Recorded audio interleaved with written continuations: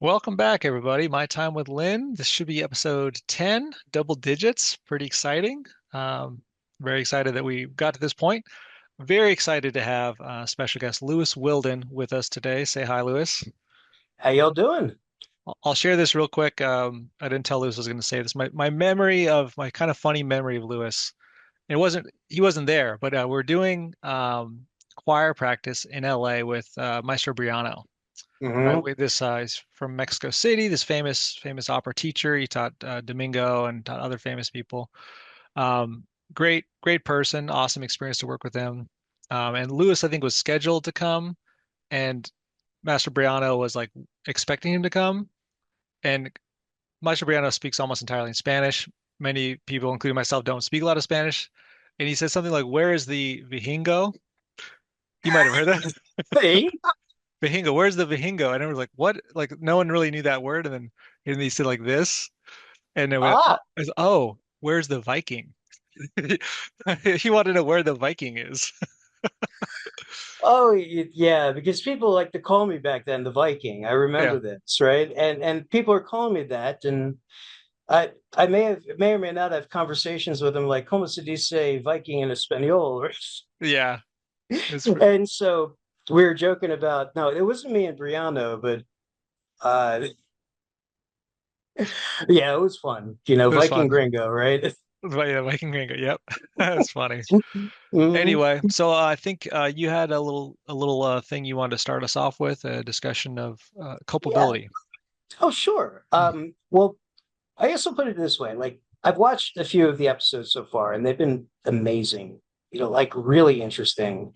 And I just personally I love this project because where I went after the movement is I got a master's degree in history and then did about 30 hours of PhD work, right?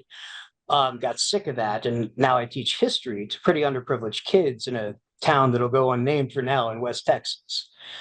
But oh God, how was I saying? A little bit of a blank. That's okay.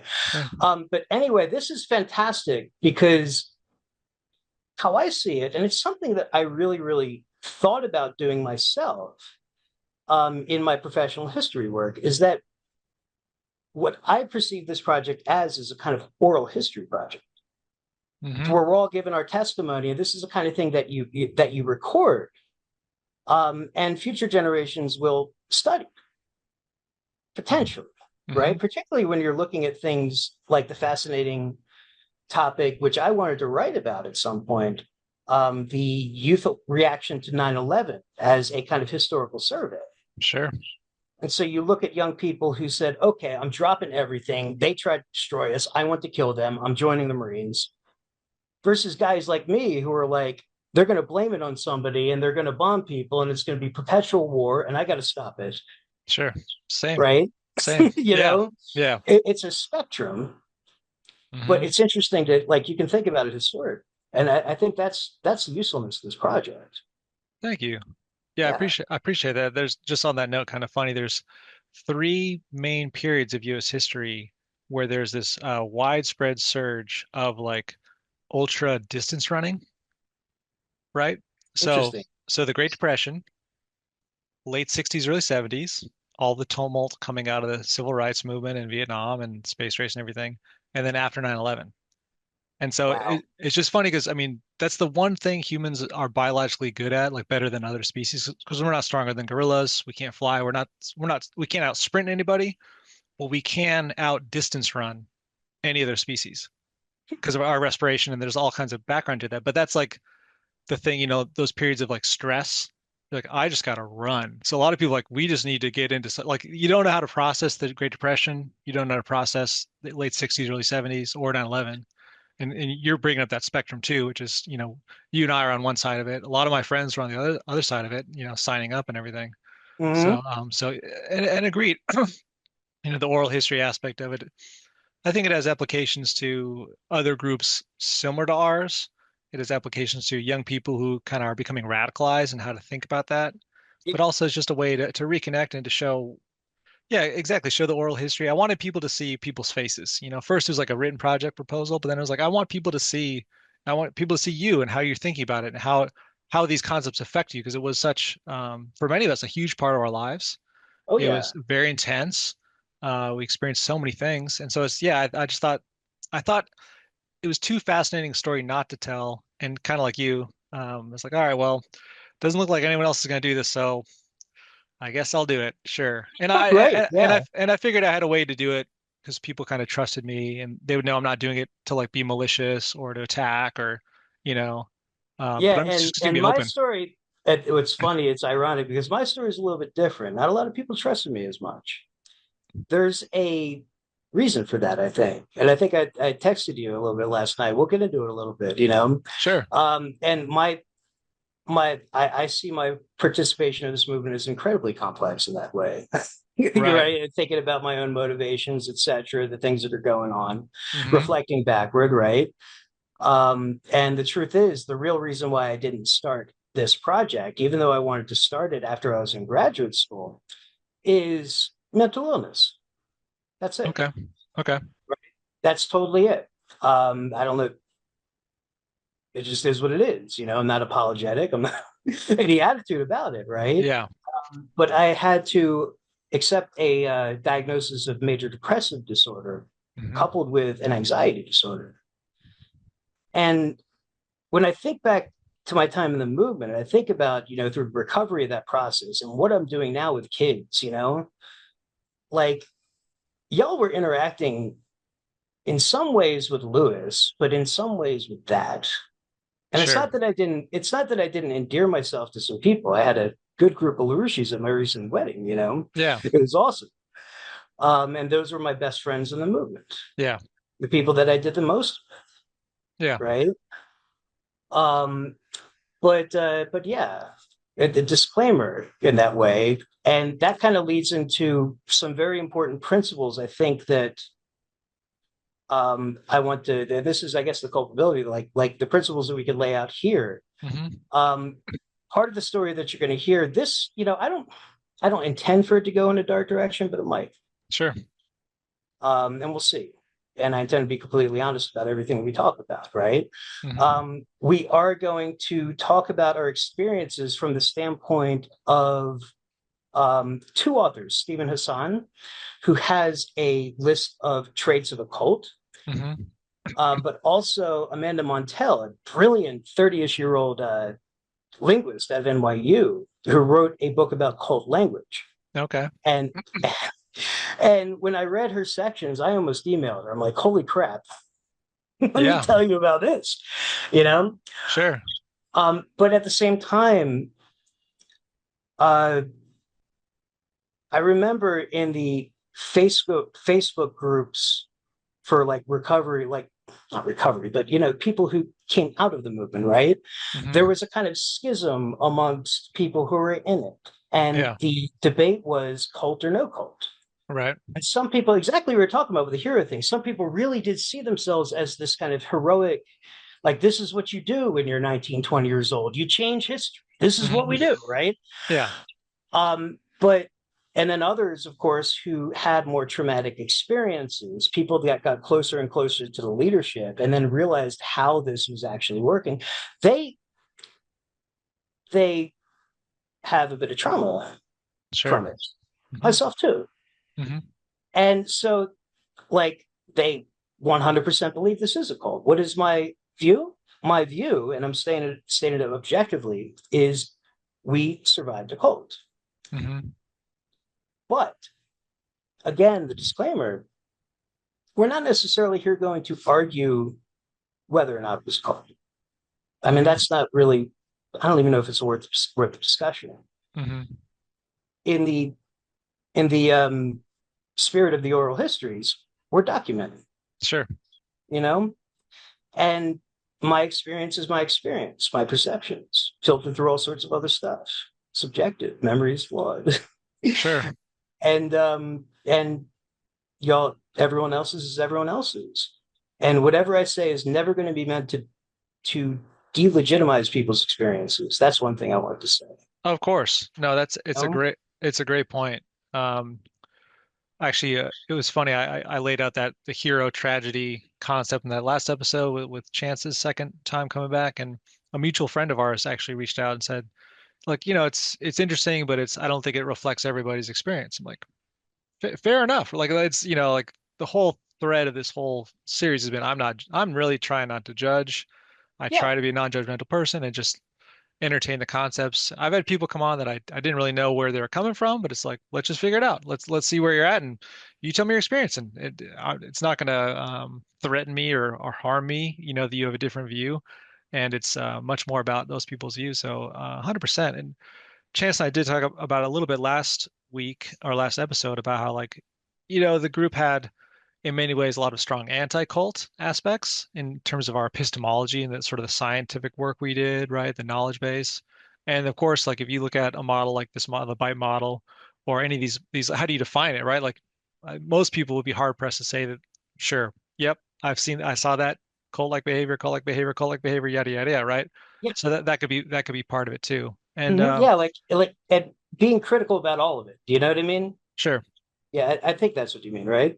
yeah, that's part of it, Yes. yeah. And then just to make the point before I forget, because I brought it up, I forget which episode, but a friend of mine who wants to remain nameless has been rather adamant about that. He doesn't think, not that he thinks it wasn't a cult or was a cult, but he thinks it's maybe not the right question to ask. And he's was saying it's more like the Communist Party. It's more and Mm, like as expressed by Whitaker Chambers. If you read his book Witness, a very very interesting book. It was a classic in the 40s. He was like a big apostate of the Communist Party, and he left, and he was fearful for his life. And actually, it's like I'll recommend that again for ex-members to read because it's an interesting experience that might resonate with you quite a bit about like interesting. the Yeah. fear the fear of leaving and like paranoia that stays with you about like what's going to happen and just fear of speaking your mind, which I've come Hmm. across a lot in this process for this show. People are just like, I love what you're doing, but I don't want to ever go on. Like, okay, cool. You know, and I I didn't I didn't exactly have a fear of speaking my mind, and it always got me in trouble. Yeah, Always. yeah, sure. Oh my God. Because I came at it the whole thing from a very, I don't know, just a different kind of perspective, I suppose. Here's this kid had a relatively rough childhood, but I was very, very, very smart, and I learned everything that I could. And taught myself more in high school than high school could ever teach you. But what was I digging into? I was digging into things like Howard Zinn, People's History of the United States, Noam Chomsky, all this like stuff that seemingly at the time in the 90s seemed like it was secret and nobody was talking about it, right? Yeah. A lot Hmm. of people were talking about it, but whatever. Sure, and, yeah. and really trying to figure things out. 9/11 is the kicker though, right? But anyway, I guess what I'm trying to say is that my process of joining was a little different. I was just kind of a natural fit Sure. because I was incredibly critical of what was happening around the world. My Hmm. friends thought I was a bit of a bore in that regard. And there's some things that really, really struck me that got me to seriously think about it. And I can talk about those things even before we talk about the cult stuff. I mean, would you want me to, or Sure. go Yeah. this way? Yeah. I always think it's interesting to hear about how people joined and what was their call to action. Hmm.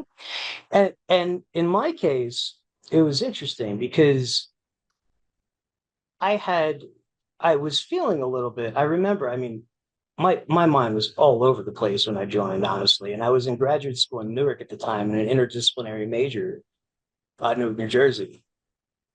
And um, I was kind of demoralized with the fact that I'm thinking about all the problems of the world. 9/11 had happened at this point, and I'm like, "There's like, what is the solution? How are people thinking about how to fix this? It's Right. just it's worse and worse and worse. Nobody gives a shit. Like, Hmm. um, and then I meet a guy who's a Vietnam War veteran who was set up at our campus, and he starts talking about Franklin Roosevelt retooling the entire economy, investing in infrastructure, putting people immediately to work. And I'm like, holy shit, the answer's in history.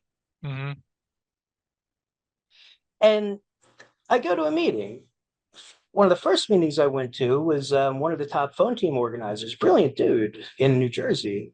I've always liked him, but some of the things he told me later were weird. But he gave a fantastic presentation about Franklin Roosevelt, the American system of political economy, making these different connections Hmm. to this kind of tradition of what was essentially kind of like federal or state run infrastructure development, Yeah, right? And the right. Erie Canal, all this stuff. Sure. Um, and he said a few things about Roosevelt that really struck me. But before we looked at all of it, he looked at the School of Athens. Mm-hmm. And so we looked at the center, which Hmm. is one of these things we'd always bring that out and talk to people about it, right? Hmm. You know, here's Aristotle with his hand down, looking at Plato, saying, "Bring this conversation back to earth, buddy," while Plato is pointing up to the heavens. You know, Hmm. Aristotle's book, The Ethics, is actually stopping him from moving, but the Timeo under, you know, the other guy's arm, Plato's arm, he's fluid, right? Hmm. And you can almost see like what Raphael prefers Sure. in the image. I thought that was cool. Hmm. But when I thought about it, everything that I knew about history kind of reorganized itself like a lightning bolt. Mm. And I saw this clear historical fight between people who were all about ensuring that humanity does not develop and that we stay essentially slaves to capital in one way or another, right? Sure. Um, versus this idea of, you know, we have a certain type of potential and we can, in fact, achieve it. Hmm. Fast forward, when I think about my entirety of the experience, nothing we did was about our personal growth. I mean, maybe nothing. That's a little bit extreme. But oftentimes when people want to grow, it's like when people want to express themselves individually, at least that my perception of it. Again, like I say, you know. Sure. But anyway, that was one of the big things that wow, there it is. And then y'all didn't know this at the time. Actually, I remember everybody was up there in Newark, and part of the reason is they wanted to visit me, I think. And I came at them over dinner with a Chip Berlay article. I put it in front of them. I said, "This is probably bullshit, but it says you're a cold." Yeah. And we talked about it, Yeah. right? And Chip Berlay is one of LaRouche's enemies. No, he's a writer and a left wing activist, actually. Mm. But anyway, that it's kind of funny. And then we interacted. We get to the Jersey office, and none of you knew that the only music that I would listen to was classical, Mm. and it was um, it's just what I liked. I Yeah. rejected everything about '90s music. I'm like, this is complex, interesting. I love the drama of it. When I was a kid, I would just sit and listen to my favorite pieces. I think were Wagner's Siegfried's Funeral March and a Chopin Piano Concerto and Mozart's overtures. I'm just like, Mm. this is amazing. This is when I was a kid. Yeah. And we're going to sing this thing by a guy named Mozart. Have you heard of him? Oh, Ave Verum Corpus. Oh, hell yeah. I know that very well. Let's sing it. Yeah. And so I get up there and I start singing the soprano part in my voice. Ave, ave, verum corpus. And everybody turns around. They're like, the fuck? Yeah. Nice. And I'm like, okay, so you're trying to revive Renaissance culture. I'm in. Sure. It's as Hmm. easy as that. Yeah. And I think it was because it was they really, and this is what's kind of sick about it, honestly, because they came at us in a period of hopelessness with this message of hope. And Hmm. it's my conclusion. And the way I talk, I made the disclaimer earlier because sometimes the way that I talk is very kind of, and I don't even get that from pressurized speech from the cold. I get it from my mother, but Okay. and so I might say things, but that are a little bit like you might disagree with, right? I'm talking to our listeners too. Sure. Um, and now, disclaimer after disclaimer, I think I might have forgot my point, but that's my brain sometimes, man. But I No think worries. let me think about it. Um, mm, mm, mm, mm. Yeah, I remember now. My conclusion. And the only conclusion I can come to is that our youth, our hope, our optimism, our intelligence, and our potential were taken advantage of. Okay. That's a point that Sure. me and you can discuss, and it's a point that not everybody's going to agree with. Sure. But we were in this moment where you have these young people that want to change things, they want to stop this war, they want to, you know, and yeah, Yeah. taken advantage of, right? That natural optimism, that natural will to grow. Yes, young people are the ones that drive history Hmm. in a lot of cases. Young people are the ones that are crazy in history too. Sometimes you see Sure. that in the Cultural Revolution in China, Sure. Or but some of, but yeah, yeah, some of the stuff here too. Yeah. hmm yeah, but yeah, I just think we were taken advantage of. But that kind of sums up the story I think about why I joined and what I was thinking about. Okay. Hmm. It's funny you say this, and I do want to explore it. It's just Okay. a testament to the difference of characters. I was just on the phone, coincidentally, not really about this project, but just sort of in general with an old couple that you and I both know. They were married in the organization, and the wife was talking about how like she's considering coming on to just talk about all the things that the organization benefited her with, like just because she was not exposed to classical music, and Yeah. but now she is obsessed with it and has loved it for 20 years, Hmm. um, classical literature, um, I don't know, all kinds of things, right? And so that's her Yeah. experience, and so and both are true, like both are true, like so it's good, and I want to say that to any potential future guests because it's all about like it's episodic in a way, right? It Hmm. it, it lends to episodes, the episodicity, just because you have your experience and that's very true for you, and no one's gonna doubt it, But that's anyway, so yeah, Hmm. Good. Good. Um, what do you say we move on to the Hassan stuff? Maybe if I sure. have it. But yeah, like I was looking at him, and so just to talk about it, Stephen Hassan is a psychiatrist or psychologist, maybe both. I wish I knew a little bit more, but he is an expert on cults and cult influence. He himself was a survivor of the Mooney cult, for Okay. example. Which funny, that's funny. It brings me back to memories of Newark. The first deployment I ever went on, I was handing out this bizarre leaflet about some young moon. Oh, really? And I When remember this old guy Al. He's like, "The Moonies are loonies." He kept saying to people. was that like 2002? Yeah, Okay, yeah, it was before me because I remember like I came across the old leaflets. I'm like, why do we care about the Moonies? I was handing that out in New York City. That's so funny. Yeah, That was my first deployment. yeah, that's funny. Yeah, I hadn't even joined yet, and I'll never forget old Al's voice. The Moonies are loonies. Yeah, nice. Anyway, but Well, so Hassan has dedicated himself to research and figuring out, this whole idea of cult mind control, etc., hmm and how people have influence over each other. And he came up with a model that we're going to explore. It's called the BITE model. okay, And BITE is an acronym. It stands for B is behavior control, I is information control, T rather is thought control, and E is emotional control.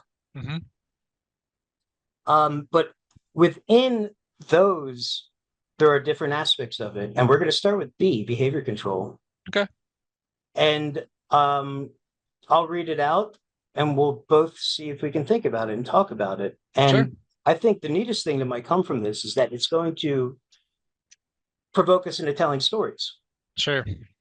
right? Yeah, So let's try it. sure, man. Sounds good. All right. So behavior control, light them up. Number one is regulate an individual's physical reality. And what that means is where they live, work, and who they can associate with. hmm What do you think? Yeah, no, I think I can definitely see people thinking that was their reality for sure. I might be tempted to do some devil's advocate just to present like kind of even our rationale. You know what I Sure, mean? yeah. During the time, Hmm. um, because it is a complex thing. But I mean, like where we live, that was just economic necessity for the most part. You know, like okay, we're all going to cram 10 people in a house, kind of old school living because that just was what we could afford. What we had to do. Yeah, work the same way, but work will be a function of like the types of political deployments we wanted to do. You know, classic post office. I ran into organizers of the post office around me during the winter, and I was like, Hmm. oh, I was not expecting. I just, it had been so far from my head to think about, and I didn't even realize there was a post office there. I'm like, oh, I see the table in the post office. Like that has to be us, 100%. And I went over and one of the dudes I didn't know, and one of the dudes I'd heard his name before, but we never met. So I'm like, oh, what's up? Hey guys, you know, Hmm. I used to make films for y'all. And then whom they associate with, yeah, I think that's true as well. Definitely, it's like, oh, you want to focus on the mission. Why are you going hanging out with those kids or your friends or whatever? So sure, Hmm. yeah. Oh yeah, and the thing is that I I can't personally think of any instance of people being like physically restrained. You know what I mean? Or being said, Oh yeah, you're being told if you talk to your best friend from high school one more time. No, it was more subtle than that, of sure. course, It's always a soft right? pressure. Yeah. Yeah, the soft pressure. Hmm. And ironically enough, I think that was accomplished very much by some of the things that Amanda Montell talks about with language. Okay. The use of it, because her central point of the book, and I am reading, but I haven't read it, and it's brilliant, is that hold on, I just need to be reminded of it.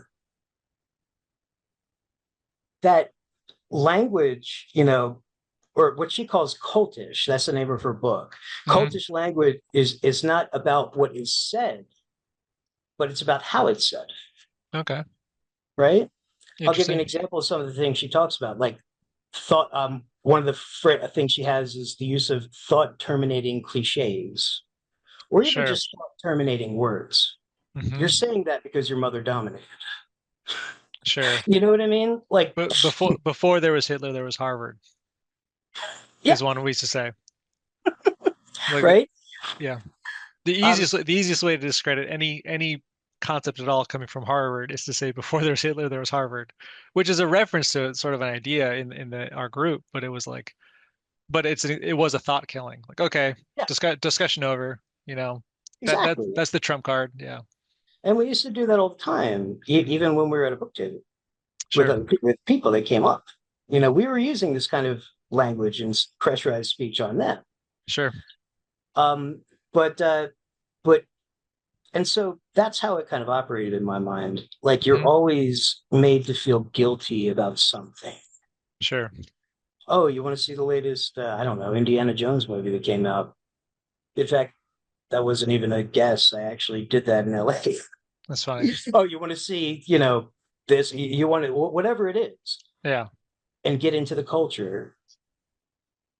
You'll find yourself, and I found myself in multiple locals where things happen to the point where like people that you used to talk to all the time and socialize with, suddenly they don't talk to you anymore. sure. And nothing is transparent. Yeah. I've been in Uh, that kind of paranoid situation multiple times in my 10 years in the LaRouche Movement, sure. you Yeah. know? And it's just such an ambiguous and anxious place. Hmm. But we keep going like this, we're not going to get through any of it. But I would need No, to respond though. no. I was thinking it's going to come up in a moment with another one of the points. Mhm. And it came up. I brought it a few times about how, and I brought this up when I was a member trying to reform it. So my last years, I was like trying to reform because I saw some of the collapse. Yeah, Um, and I was bringing up that point about how we viewed members. Like if we're on the street and we just meet some stranger, to us they're neutral. Because they're not aware of the glory of the glory of the Lord. That wasn't how we described it, but that's a similar yeah. analog. So And then metaphor, yeah. sure, But and then once they're in, then they're in God's light. They can do no wrong. Everything's fine. Transgressions are forgiven because they're like, oh, well, they're trying to do good. They're trying to save mankind. But then when they leave, even though on the surface it might be like the same to like, okay, the stranger to the person who left, right? Okay, they should be neutral, right? No, no, no. They're the deepest sinner, the scourge of the earth, and people to like well, never. people that you were friends days ago, and now you can't talk to them, you know? Yeah, So that exactly. yeah, And the thought termination there is also like, hey, he became an agent of the oligarchy, sure. Yeah, or he's Obama's agent. sure. One of our more famous members got that one right when he left. Sure. It's And ludicrous. It's some ludicrous stuff. oh yeah, Yeah. and the thing is, like, I think about a lot of it. It's funny how we rationalize, because I was always a very kind of far left thinker in a lot of Hmm. ways. Um, but throughout the youth movement, when I heard crazy crap, I always used to just kind of put it in a shelf. But yeah, that's nuts, whatever, Sure. and just kind of dismiss it. All this talk about agents, I always dismissed that in my head. I never really said this is bullshit, but Right. I'm just like, what are you talking? Whatever, Sure. Yeah. And I was actually in when that document Why We Left came out, Hmm. but it was the very tail end of my experience, very tail end. Sure. And the discussions after everything, all of the positives and celebration of the creativity of the people that left, Hmm. and it was like the core of our youth movement. Sure. And then suddenly everybody's just being a piece of shit about it. I don't know how else to explain it. You know what I mean? Yeah. Like just being nasty and dismissive Sure. and terminating any kind of discussion that required any sort of nuance about these people. Sure. Yeah, it has to be black and white. They have to be Yeah. fundamentally evil. They can't have raised any valid concerns about any of the Mhm. processes. Yeah, for sure. For sure. Yeah. Let's do this other one here in the bite model. Here we go. So this is still under behavior control. Dictate what type of clothing, food, and entertainment are acceptable. Actually, it was Jessica's episode. You guys mentioned something about um, stuff like media, where if LaRouche suddenly, for whatever reason, randomly Approve um, something. approved of it, Yeah. Then and everyone could watch it. Yeah. and it reminded me of something that you guys were watching when I got to Seattle the Uh-huh. first time, Hmm. because LaRouche kept on doing this weird thing. He's like, "Der Hauptstacker ist der Effekt." Chicka Chicka chicka chick. chicka You chicka remember that? chick. Yep. Sure. It was the he's trying to say that the whole thing is about effect or something. He used to Yeah. say the most basic things and make them sound like philosophical profundity. I Sure. swear. Yeah. Yeah. And that we're all like, Sure. um, and I used to mock Spookslush and that. Speshart. Yeah, right. But yeah, that's it. It's a Yep. musical, Yep. and you guys are watching it, and I'm thinking to myself, I can find these guys a better musical. I can find these guys a better German musical. Yeah. I thought it was bizarre and weird. I didn't, but then it was like an approved piece of media. Sure. And so you'll watch things like BBC productions of Shakespeare for your entertainment Sure. rather than getting the latest reality TV show episode, Sure. you Yeah. know? On that bullet point, like I don't see the clothing or the food so much, but the Not so entertainment, much. yeah, the entertainment for sure. And that's a good example of it is for our audience, this is I think it's 1961 film from Germany, Hmm. from West Germany called Spukschloss im Spessart. And Yes. it's honestly pretty dang funny movie. It's worth a watch now. I think it holds up pretty well. I'll probably think totally different about it when I watch it. I know it's been a long time, but Yeah. there's a funny foreboding that one base he's like that an old witch or something or an old sage, and it's he has a little song about the wall, and it's like right when the wall was being built. So there's a funny kind of prescience to that film, I think. But Yeah, but for sure. anyway, I, uh, I have one more story about this, and this goes back to when I was first in the movement. Um, and to tell you a little bit about the mental illnesses and kind of my pattern within the movement. Oftentimes, I'm very, very unique in a certain way. That sounded weird, but it's all right. like because I had a chance to almost literally organize in every single local, and the only one I ever never made it to, ironically enough, was Percival. It's funny. Because by that time people had it with me, right? And Okay. there's a story about that too, in terms of associating with people. We're going to get to that in a minute. But this story, it was kind of like I come in, I'm strong, I'm doing stuff, people appreciate me, they prop me up as a leader, Hmm. and then the self-doubt sets. Sure. And the self-doubt comes from familial abuse, you know what I mean? Okay. Where like just instances when you're a kid in which your parents are just constantly undermining your confidence. I had a mother like that, Gotcha. and that's just what she did. Hmm. And there was more to it than that physical aspect, even, you know? Gotcha. But, and so oftentimes, just the self doubt was just wicked and wild. It would make me paranoid sometimes. And I'd find myself at odds with people because I'm trying to assert myself in leadership. And it turns out I didn't really know how to talk to people. Not really. Sure. You know, I would have said that at the time. So I come off as gruff. Hmm. Um, and just a little bit too, you know. And I remember regretting things that I said to people, like after I say them, and that's part of the paranoia, I Okay. suppose.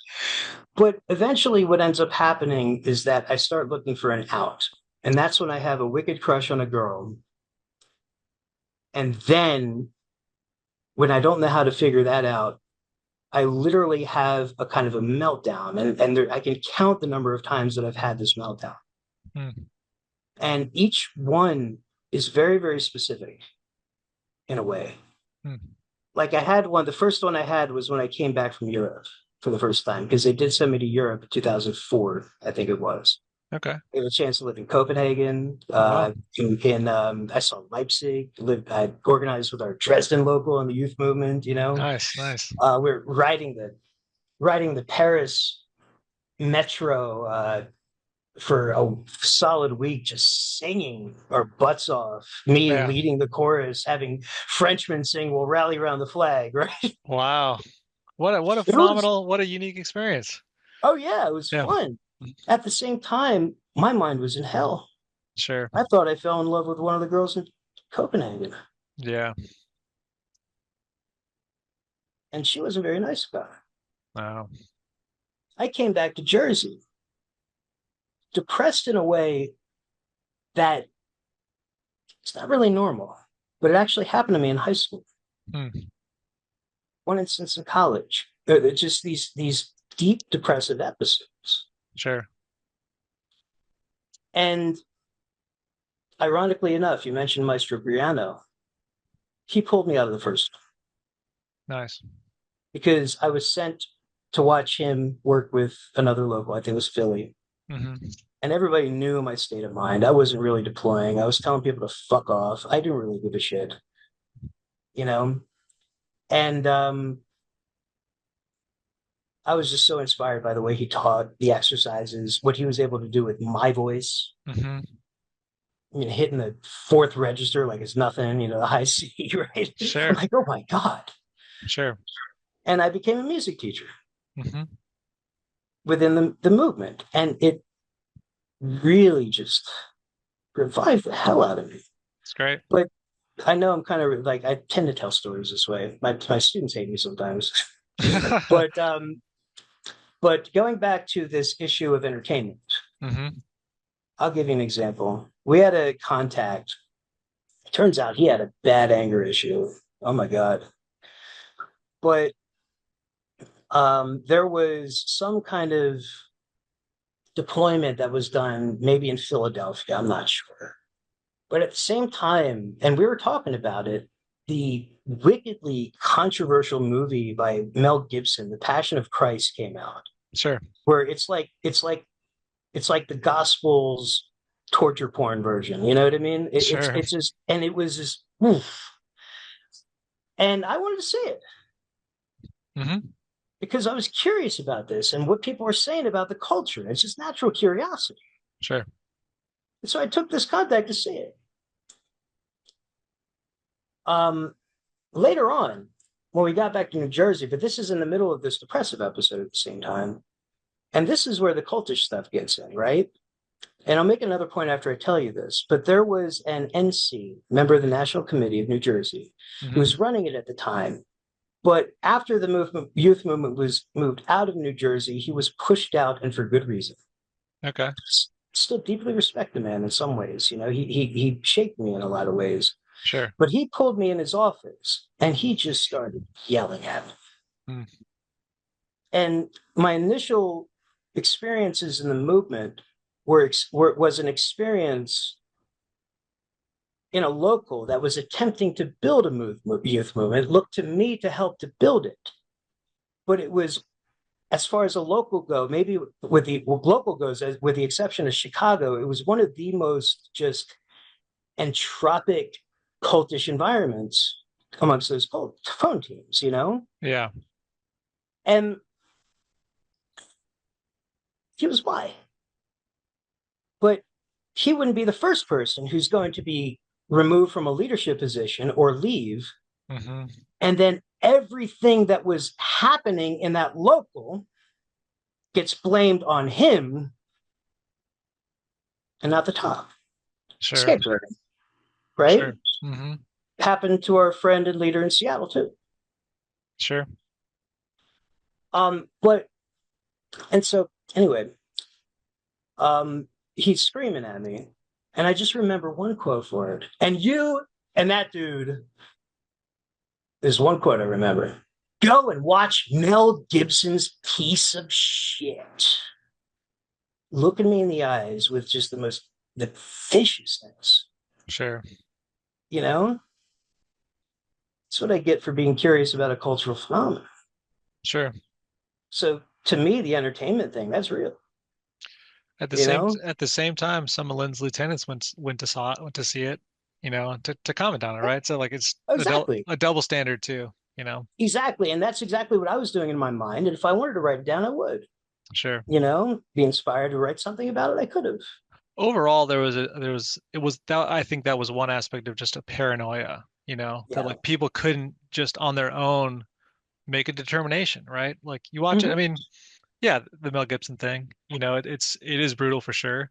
There's some great scenes where Christ is actually talking about what he believes. Like the Sermon on the Yeah. Mount is it's a great part. That's like I don't think I've seen that on film in as good of a production, So Now that's like you want to make me watch it again.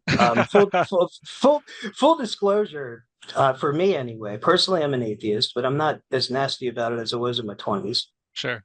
And my favorite part of the Bible is the Sermon on the Mount because I read that and I'm like, damn, I think that way anyway. Did I grow up in a Christian society or something, even though I'm not a believer, right? Sure. But also it's just being that's probably the closest we're going to get to hearing his voice. Sure. Sure. And to me, as a historian, that's important. I see that whole period historically. Sure. So this is Yeah. me. Yeah, yeah. I was just in a discussion the other week with another ex-member about Matthew 25 and the parable of the talents. And Mm-hmm. my background is humanities; those are my degrees, and so I look at it, as literature and as mythology and as philosophy and those things. And I'm like, oh, let's. Yeah. And I hadn't realized, I hadn't thought about that parable in a long time, but it to me, and I am a Christian, but it to me is like such a beautiful condensation of Christianity, the parable. And we don't need to get into it, but it's like and the whole chapter, because that's just the central part of that little chapter. That Mm-hmm. starts with the 10 virgins and ends with Christ talking about how like if you walk by a poor person, you could have ate with me right there. But now you want to eat with me, but you could have ate with me. And so it's really like it's really an ironic little section of it. That's that's so neat. Walk past a poor person to eat with him. Is that not a metaphor for these rich bastards walking over homeless people in the street and then pretending like they're going to church on Sunday? You know what I mean? Sure. In some ways. Sure. Sure. Yeah. I mean, I'm oversimplifying. I'm kind of storytelling. No, no, no. Oh, That's a lot of the New mhm. Testament thrust right there, actually. Yeah, and I want you to text me that section. Sure. Well, not you don't have to text me the book and the numbers. I definitely I'll Yeah. look at it Yeah. because Matthew that's 25. fascinating to me. To me, it's like the core. Like this, if you only had to choose one chapter, that's a great one. And I'm Yeah, not super knowledgeable, but it came up in discussion. I'm like, let's read it. So that's anyway, cool. do you Uh, want to do the next one? yeah. All right. Require major time commitments for indoctrination and group activities. Sure. So again, devil's advocate. Okay. Like, and kind of the critiques, right, are like it could be positive or negative, right? Like if someone's trying to dissuade you from watching The Passion of the Christ, right? There's the negative one, like you gave that example, the negative Yeah. rebuke, and there'll also be like, oh well, why don't we do an opera instead, or let's do Shakespeare, like let's do something that's a better form of art, right? Because I don't think anyone's going to say that any real modern film is better than Shakespeare. That's like that's a at least our levers back then weren't that way. Hmm. So time commitments, the devil's advocate thing is like, well, like for me, when I was like early on in those like really acolytic days, those like messianic days, then it's I want to give all my time to this. Like this Yeah. is the only thing, this is the only game in town, right? And you're talking about the kind of how we were robbed of hope and stuff. I was thinking in the back of my head, like, and I brought this up in this last episode, was like there was nothing else going on in the US. Like there Really. was Yeah.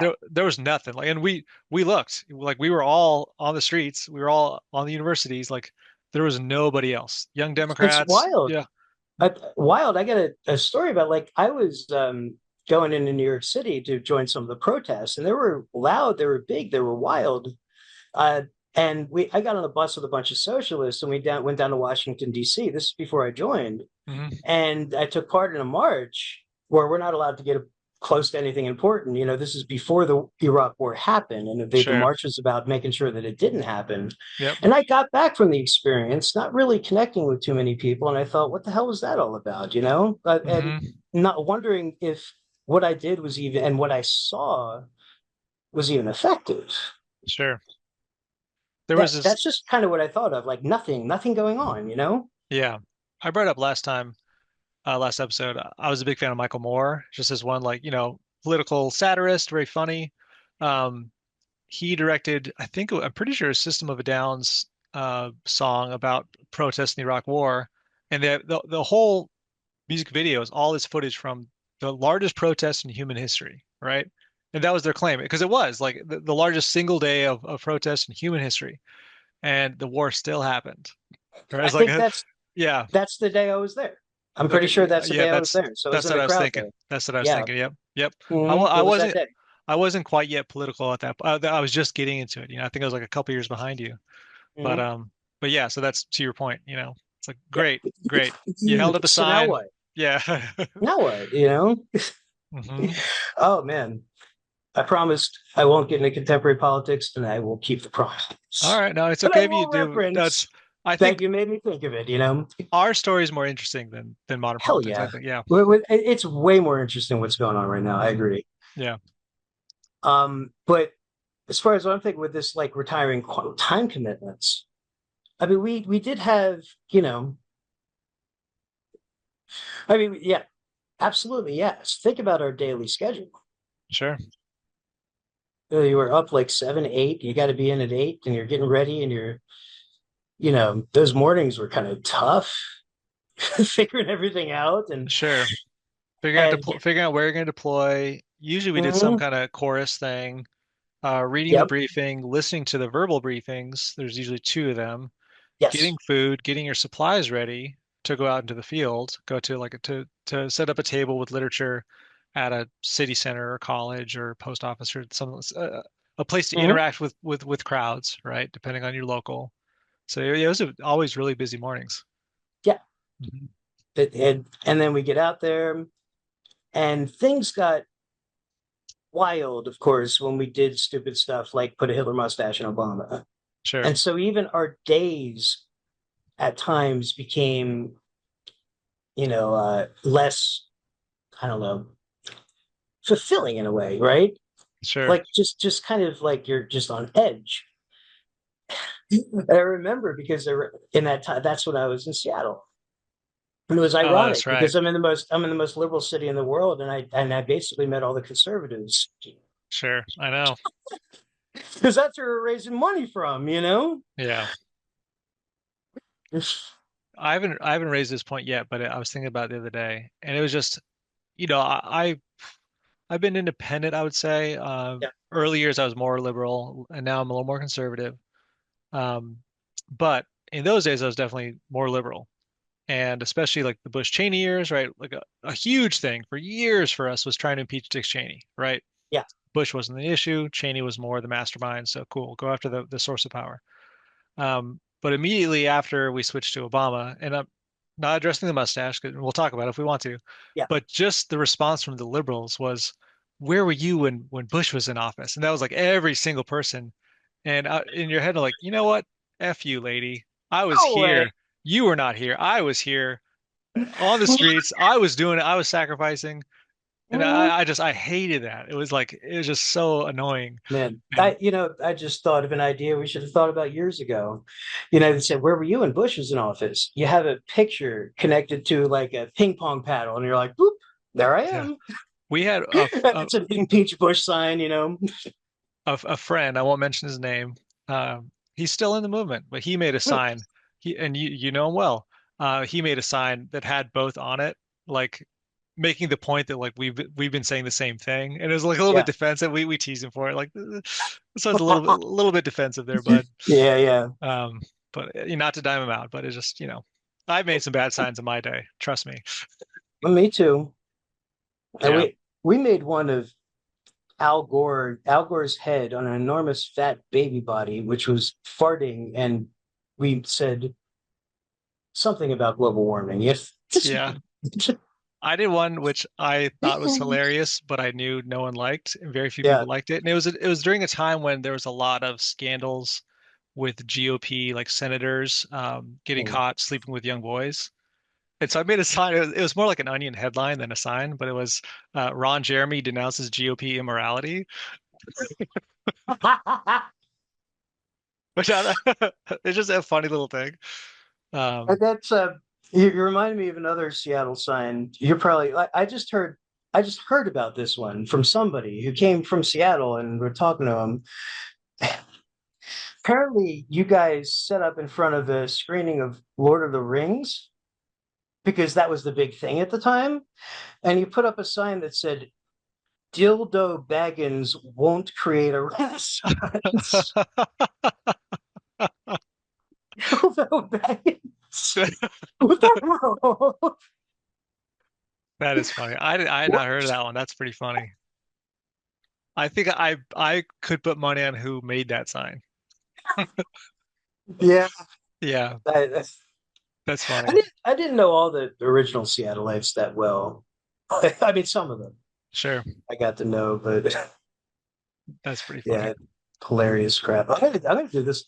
Oh, actually, I did have something to say. Like, not just the indoctrination stuff. I remember we would have towards the end of when I finally left Seattle. I could tell the story eventually about how I actually went back because that's kind of an interesting thing. Like one of those people that leaves a cult is completely depressed about it. Then I go back temporarily Oh for yeah. for the congressional campaign in New Jersey. Oh, okay. Yeah, Okay. and so it was a kind of a bounce back and forth in a way. Interesting. Yeah. Yeah, but around the time that I left in Seattle, we were doing full reading days, and to describe reading days to everybody, it's like literally you're reading and looking at LaRouche and what he's doing all day. Although sometimes you're expected to come in and do phone calls, and we forgot about the end of our day. You come back from that exhausted deployment, you eat, and you're expected to sit there and make calls to young people and other people for funds till like 10 o'clock at night. I think Sure. it was like 10 Yep. when we would go home. We had no time for ourselves during those days. Hmm. And by the end in Seattle, the one day that we did kind of have for ourselves, one in which I one day walked through the Audubon Zoo, and I'm not ashamed of it. Sure. It's cool. Like um, we were doing them all as a group Okay. and studying. You know, I think it was Johannes Kepler, Harmonies of the World, Sure. and it's systematically working through it. Hmm. Just the oddest thing to work on in retrospect. But that's another story. But yeah, like you did have that kind of thing, even when it came to the reading days after a while. They wanted to Mm. police it. They wanted to make sure that people were doing what they were supposed to be doing, quote unquote. Sure. And the way that look was run, and I'll characterize this in that late period, and I'll characterize it in this way. Um, actually, back up. I'm going to say one thing. Bad shit happened to me in Seattle. Okay. People responsible for it, I 100% forgive them. And if those people are listening now, I just want you to know that, Nice. um, Good for you, man. it's not your Yeah, fault, sure. Sure. Yeah, because you can imagine being somewhat older, responsible, running a local, and you're being pressured by the top.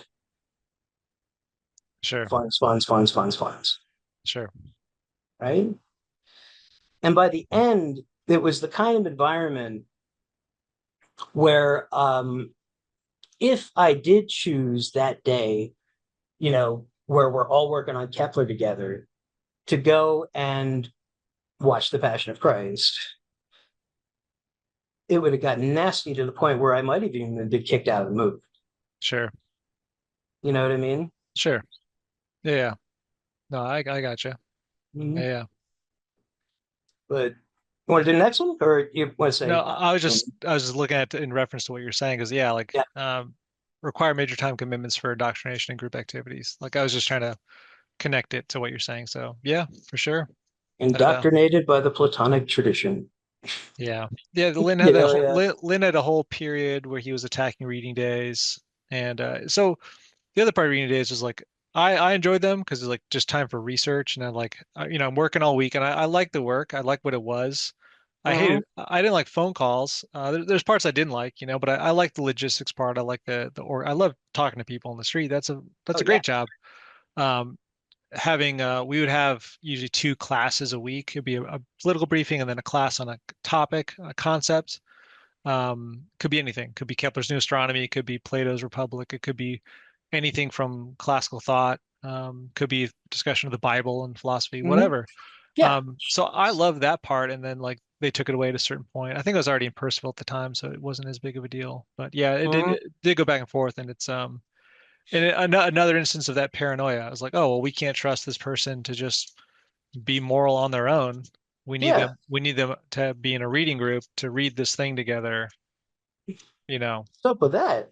And it's a yeah, it is, but we also sympathize with the leaders, and I think that's a very Yeah. mature thing you just did, and I applaud you for it because that is part of this part of this whole thing is a type of healing kind of thing too, right? And just like being able to Yeah. forgive those people, forgive yourselves, but also realize like, oh, like as you mentioned, like those people were in crazy situations, a lot of pressure coming from them, and a Mm-hmm. lot of like feeling of like I need to be more tough than the boss, like I want to. And that's kind of also speaks to the communist side of things too, right? I mean, I do think, and I think I know that same person has recommended the same book. I just never gotten around to it. I think I know what you're talking about. okay, But like I do believe that um a lot of what we were doing is kind of structured. We were doing is kind of structured off of the way that communist organizations run. sure, Probably, and even the idea of a cadre school, I'd never heard that word, cadre. sure, And we used to use it like we knew what the hell it was. Yeah, come to our cadre school. It's cadre school. yeah. No, a lot of it, and from the early '60s and how we came out of SDS and stuff, and like the labor committees, like it makes perfect sense when you trace the history. Mm-hmm. And that's not like a negative thing per se, because that's just where it came from. I was talking to an older member, and he's talking about, like I joined before there was any clue about Kepler or classical music or any. It was just about economics and Mm-hmm. freedom for people. And like, yeah, that's where it came from. Because that's what the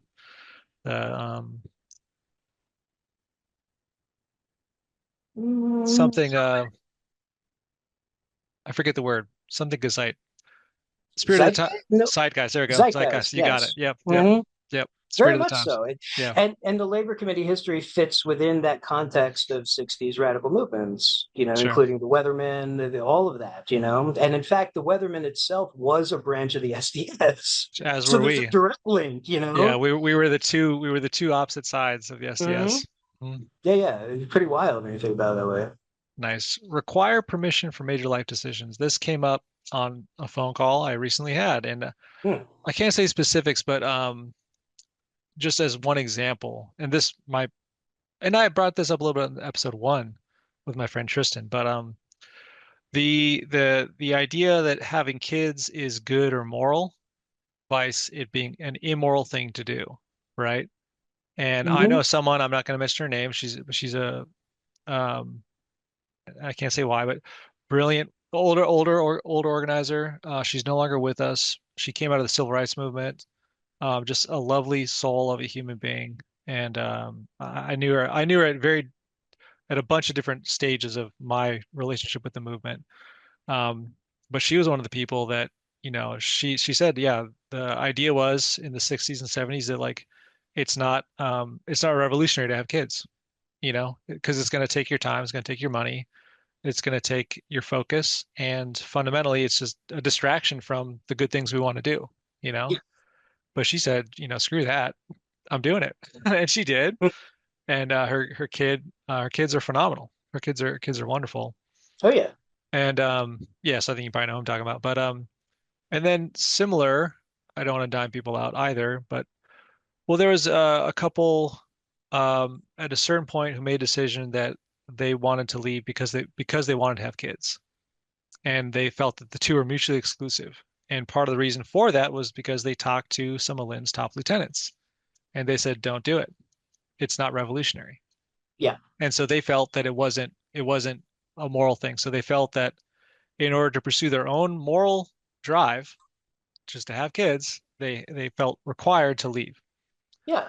Not too long afterwards, another couple, who I won't say who they were either, the one of the married couple was in close discussion with Lynn, and Lynn raised the idea of having a kid to this person, to this member. And so for that couple, it became morally acceptable. And they did have a kid, and they stayed in the organization. It was just a Fascinating. it was just a few months apart from this other couple that left, right? Hmm. So I say that because this bullet point here, require permission for major life decisions. Is it explicit? There's no bylaw that says thou Hmm. shall not have kids, but it's like everyone knows that you shouldn't. That it Yeah. is And I have a maybe a milder example, but I'm thinking in particular of an old friend who's not a movement in the movement anymore, and another organizer who was from a different country, but not organization for actually she's from a I won't use yeah, geography, but yeah, yeah. um but anyway, he and her went to the NC in the West Coast and asked permission of them if they can be in a relationship. And I thought to myself at the time, I'm like, that's weird. But Sure, like when I think about it in reflection, you got to think, how is it that and again, you said it's a soft thing, right? There was no bylaws. There wasn't say you will not do this. But how do you put somebody in a position to where they actually think that it's necessary to ask permission for a relationship? sure. It was known that there were like sort of power couples that were like healthy together and they made each other better leaders, and those were smiled upon. And were others that people were using their relationship as a way to divest themselves and separate themselves, like, oh, we're going to go over here and do this thing, right? Yeah. And so those were frowned upon. Mm-hmm. I think I brought up in a previous episode. The joke was when you were like if a couple was like trying to escape to just be like a couple, like because they're just because we're 20-year olds. The Remember joke was that Audubon Zoo thing? I didn't do that alone. sure. Well, you know, but the joke was they'd say, "Oh, they're off reading Schiller together." they're trying to discover beauty, right? They Yeah, start using Schiller for a metaphor for sex. yeah, that was always that they're, was. they're, they're out. They're off getting an aesthetical education. I know that was a pretty good joke though. Yeah, Reading yeah. Schiller, yeah, that's pretty funny. Uh, Yeah. funny stuff. hmm But we done with that one or I think so. I require mean, that's permission? that's. I mean, that's yeah. Those are two key ones. I think. I mean, marriage is the same thing. Yeah. I think so. In fact, marriages, when you look at the kind of end phase of the thing towards the end of the Obama administration, um, marriages were could be something that were completely divisive, according to LaRouche or given the certain context, right? Or how Sure. it was done or this or that, Okay. attack on people's relationship, Sure. you Sure. know? Yeah. Yeah. Um, and, I don't want to reference in particular with the people I'm thinking of, but I think you know them. Um, and, oh, it made me think of something else and I lost it. That's okay. I'm going to get it. Do. Oh, yeah. I'll tell you, for example, for myself. One, I did come to Seattle Hmm. with a girlfriend, and she's one that I would love to apologize to in a lot of ways. Okay. Honestly, I don't know if she'll ever listen to this. I think she might still be a member. Hmm. And I'm sincere about that, Sure.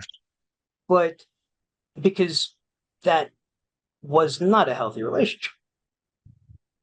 Uh, it just wasn't. I Okay. didn't think so at the time. Okay. But anyway, I remember we had actually gotten engaged, and because of the perception of me and the relationship, nobody in the Seattle local congratulated us. Really? Not a single one. Well, I'm sorry for that because I think I was there at the time. You may have. You may Well, have gone to Percival at that point. if I was, I apologize. That's I mean, I think we all did a lot of things that like, we're sort of regret or kind of Yeah. if we have mature things. So if I did, I apologize. Yeah, I didn't realize that the perception of you was so poor, Hmm. you know. And it might even just be my paranoia in some ways. Could be, But yeah. but I did not have a good track record up that point Sure. on various things, Sure. and that's part of the reason why I'm in Seattle all of a sudden. Sure. I organized in Oakland. I organized in LA. I organized in Houston. I went to Chicago in a crack operation to try to actually Chicago twice. I was in Detroit. We did Cleveland. We went to Indianapolis one time. Like I saw all these friggin' cities because of Win. Yeah. Yeah, yeah. You it's pretty cool in It is some pretty ways. cool. Yeah. Baltimore, DC, Philadelphia, Boston, New York. I feel like I know them all in some way. I Sure. can picture their maps in my head. Chicago, Yeah, yeah. it's pretty Yeah. awesome Nice, man. in some ways. But at the same time, the reason why that happened is because I was too dysfunctional. I eventually became too dysfunctional where I was. Sure. And that's a mental health journey, Sure. Yeah. something that's completely treated now. And I'm a mental health advocate for my kids. That's awesome. Not my children, but the Yeah, kids I yeah. teach. Yeah, yeah. That's awesome. But yeah, Well, no, and it seems like you have obviously like a stable job and you're happy with it. And it's like that proves more of like your strength and the fact that it probably wasn't as much you and probably more, maybe medication stuff, sure, but also just the overall situation. So that's a yeah. Well, the characteristic of mental illness that people don't understand is that you're actually conscious when your body is taking over and doing things, and your mouth is taking over and saying things that aren't exactly helpful. You're conscious of it, sure. of your behavior. The frontal lobe can sit and watch you destroy your own life Okay. because that other part you're actually not in control of. Hmm. Does that make sense? Sure. It's due to brain chemistry and it's due to all sorts of different things. But that's to me the major characteristic of mental illness that you know that you're not in control. You're conscious that you're not in control. Hmm. And that's kind of the hell of it. But Yeah. it's also the way out. Hmm. Because you say, okay, this has happened too many times. What do I got to do? All right, what would a psychiatrist say? What does this kind of therapy do? What does that do? I'll tell you a story. Very interesting. I had a wicked meltdown in Columbus, Ohio one time. And I will tell you, I forgot to mention one other thing about the depression. I was treating it with alcohol in the movement. Sure. I was a functioning alcoholic in that movement. Mm. That's what I was. Yeah. Right. And then amidst one of these meltdowns, when we went to Columbus, Ohio to organize in Ohio State, I just felt that we were so dysfunctional at that point that everything was bullshit. Yeah. And I wanted nothing to do with them. And so what did I do?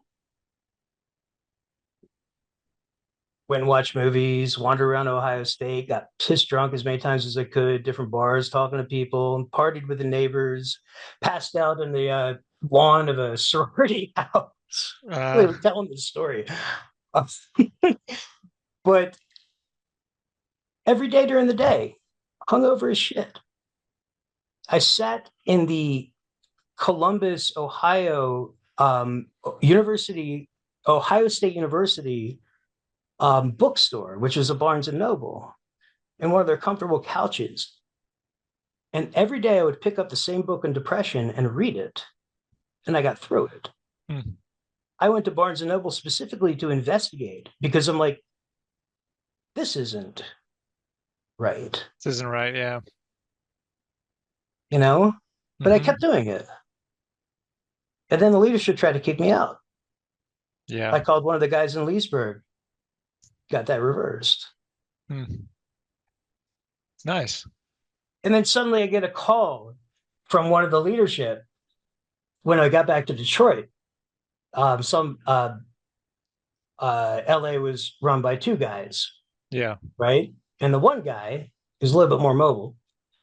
He said, "Hey, Lewis, you want to go to St. Louis?" I said, "Sure." Yeah. Then we went to St. Louis and campaigned for Claire McCaskill in 2006. Oh, I met okay. I met Barack Obama before he was a thing at a rally. That's funny. Shook his hand. I said, "Can we impeach Cheney?" He belly laughed. And he said, "Well, let's win the Senate first," he says. Yeah. It was hilarious, you know. We got Mm. the um, but anyway, the response of that meltdown was to put me in St. Louis, and now I'm in St. Louis, away from everybody, and then I take a leadership role, Hmm. jump in, feet first, Yeah. get shit done. Sure. But they also called me a rogue organizer, Rogue. rogue, Okay. and the reason is because I often did my own thing, like doing what I thought would be appropriate and necessary. I hated the intellectual work. Hmm. And I remember when the group of survivors started, right? As Okay. survivors, not everybody sees themselves as a survivor, but you know what I mean. Sure. Um, I remember I posted something. Hey guys, remember the science work? Fuck science. And everybody laughed, right? Yeah. Uh, you know. I remember seeing. I went back to LA and this big party that was I didn't even expect it, man. I wanted to visit some people, and then all of a sudden, I think it was the leadership in LA who was out. You know, these are leadership Yeah. people who are out. They threw a party Hmm.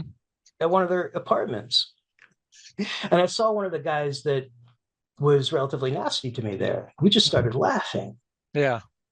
you know, and I apologized to him, and he said, "You know what? I'm sorry for giving a shit." Okay. You know, Sure. it's I kind of lost where I was going in a sense. But the point I think of talking about that story is that like I was actually trying to investigate what was going on with me, Yeah. while this other stuff is going on. Hmm. But then of course I get back, go somewhere else. Sure. And what ended up happening is that's 10 straight years of not addressing the core things that kept me back from being who I'm supposed to be, Right. you know? Hmm. And the opinion of psychology generally outside of some stuff that the head of security was doing and getting people on SSRIs, um, was kind of, I mean, because I think people knew that if we went to, like they all knew, none of the phone team members and anybody were as smart as they thought they were, I think, because they all knew that once we see a therapist, maybe that therapist is going to say, hey, what you're describing sounds like cult behavior, Could be. Yeah. you know? Or whatever it might be, right? Like convince you or rationalize you out of the movement. I'm not sure if LaRouche was as explicitly anti-psychiatry as like Scientology at some point. Do you know that history or I I don't do know? not. I do not. No, actually, a few friends were just talking about that the other day, and Mm-hmm. I knew some people who went to therapy and things like that. But I think like early years, I mean, I think as a society overall, we just didn't know about it. At least like me, I'm like, I don't know, try to be like knowledgeable about things, but like didn't really cross my mind until like later some friends started doing it, you know.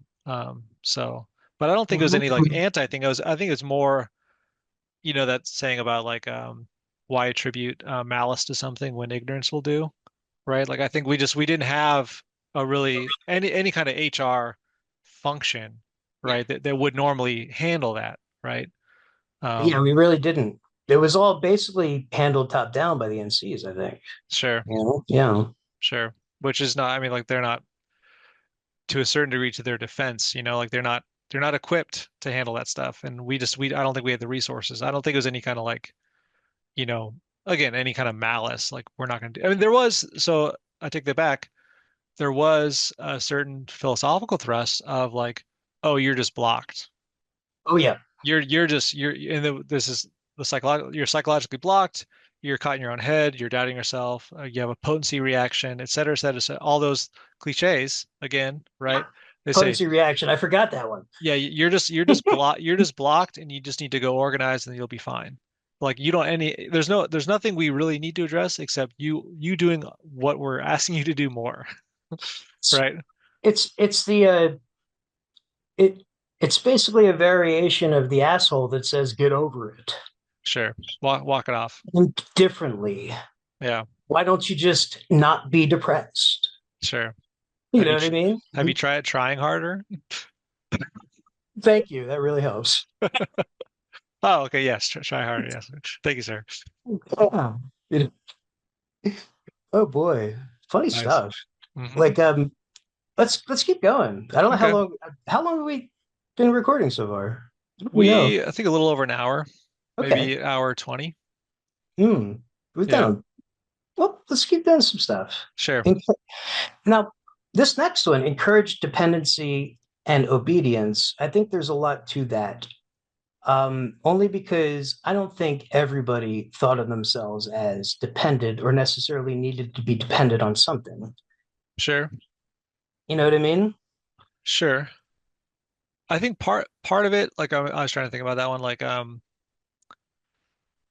there was a process we've talked about in previous episodes where like for whatever reason, individuals they come in, they become a member, and they distance themselves from their families and friends, right? Yeah. Whether it's positive or negative, whether it's like I just love studying Play-Doh and I want to do this, and I just don't care as much about playing PlayStation anymore, you know, or drinking and trying to hook up with girls, you know, that's I don't care about that, and I care about this.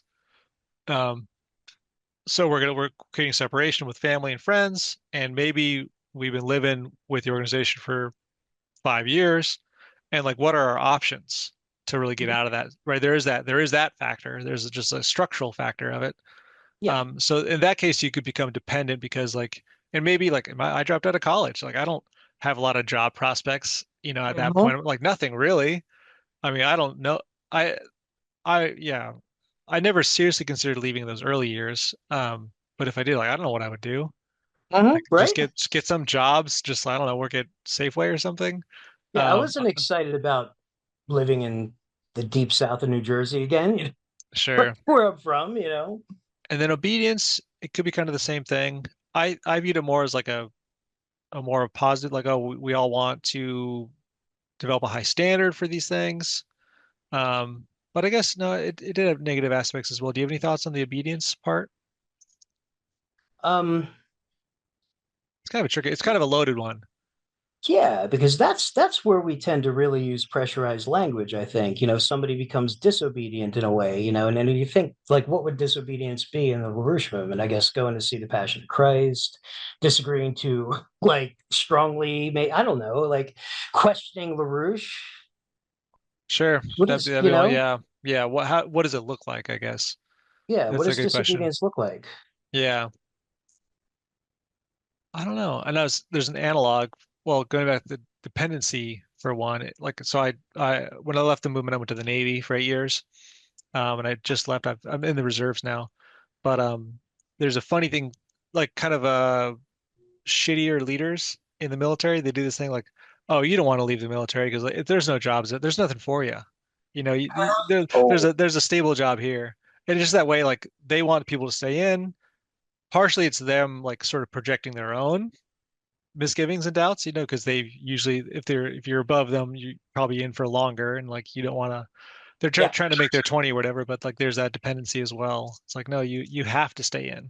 You have to stay in the Hmm. military, you have to stay in the group because but more of it from the pressure side of the dependency was you have to do this or we're going to have World War III. Yes. Talking on the phone with a friend the other day, he was saying like they were deploying on Christmas, and it's like you have to go to this post office in this podunk town on a snowy Christmas day, or else we'll get World War III. It's like I'm gonna talk to four people. Maybe I'll make $5, and like it's gonna be a net loss. But like, As long as it's not on Robbie Burns Day, I'll be fine. yeah, Oh yeah, man, yeah, no, exactly. I know what you're talking about, and that guilt.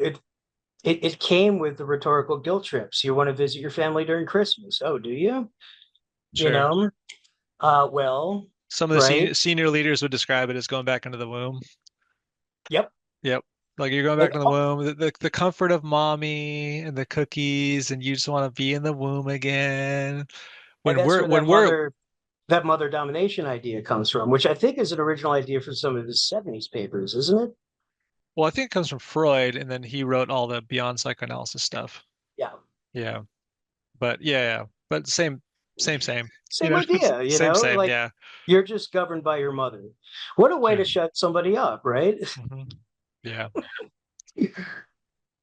Yeah. But yeah, well, keep going. Yes, no, well, Sure. wait, dependency. Did I have something else? I would say like there's another. Yeah, I remember. This is actually a very, very, very important aspect of dependency, I think, because once core folks started coming around, we're like, yeah, let's build a movement. But in some ways, we did and we didn't know how to. You know, I was organized by boomers. hmm I mean, I don't like using the word boomers pejorative anymore, or I'm not pejorative, is that even a word, or like an insult, Sure. Uh, It's pejorative. Yeah. yeah. Um, and but yeah, like the older generation of LaRouche members, the one over there from the set, they're the ones that recruited, and I think hmm a lot of people in LA and Seattle and everybody, they can say the same, maybe not Seattle. Seattle's a little different, Yeah. No, but but yeah, similar mhm, enough. Similar enough. Yeah. yeah, and so there was a time in which the people that we were bringing in were the people that we, given our skills of communication, could convince. And those people oftentimes had emotional problems. These people oftentimes had various conditions that we maybe didn't know about. Sure. And we recruited a few of them, Sure. which sometimes led to disaster, Yeah. right? We had an organized, I don't know. See, the thing is, if I tell that story, people would guess who it is. I'll tell you Yeah. that one privately. Sure. It's just certain things, where acting, but the point being that you're also bringing in kids who are like 18, 19. They are, like exactly like you said, in the early days, I don't know what I'm going to do in my life because none of us did, and nobody hmm that we brought in did. And so the combination of that, and I know that personally, I felt like I probably couldn't survive anywhere else in Sure. my mind, just because of what was happening in my mind, Sure. right? Um, but there is a kind of a dependency there in some ways, and I think and I used to say the following in a way to just kind of illustrate just the weirdness of the whole thing, but I think I'm going to say this in a more compassionate way. One of the first impressions I had, and something that I overlooked eventually, of the older generation raising funds in New Jersey was that they all kind of looked older than their years, Sure. and they seemed atrophied in a way, Sure. almost physically by the look, Yeah. right? hmm And And I just wonder, like with years and years upon years upon years, look at some of their seats, look at those dents. Yeah. Like, It's like the grandparents in Willy Wonka. right? Yeah. And that's not to make fun of them at all. I mean, Yeah. in their minds, these people have dedicated decades of their lives pursuing what they think has value, Mhm. sacrificing to help other people. So Exactly. never an insult. And No, a lot of those people that I knew were phenomenal people, you know? they really were. Yeah, And a lot of them really said things that really struck me that sure, are even, yeah, and there's no like cut off LaRouche is nothing anymore because a lot of stuff from that life is useful in this one. sure, You sure, know, sure. we have a lot of legs up in a lot of ways. Hmm. It's an interesting discussion in itself. Hmm. Yeah, I hope eventually to get some older members on, just because, Hmm. my experience is from the youth movement, of course, and I don't like speaking about things I don't really know about, things I've just like heard about. So, Yeah, especially this being more of a documentary, like, we can talk about your experience and mine, and that's more real to people and more yeah, interesting no, for sure. than a Wikipedia article or something. Yeah. Hmm. Well, without a doubt. Mhm. Um, yeah, that was my point on dependency in a sense, right? Like I and we so utterly put that wall between us and the boomers. And what's interesting when I think about the word boomer and the way that we used it, and the way we were encouraged to use it even, and we were told to use it by boomers, which is funny. Yeah, But um, but like it is a classic, what scholars of race would call othering, right? Like a sure, classic um, way to take a complex human being and put a box around them in order to dismiss them. sure. Some of the philosophical stuff that I kept was I really like it. I can't say that I like Lynn's this and that because I don't know.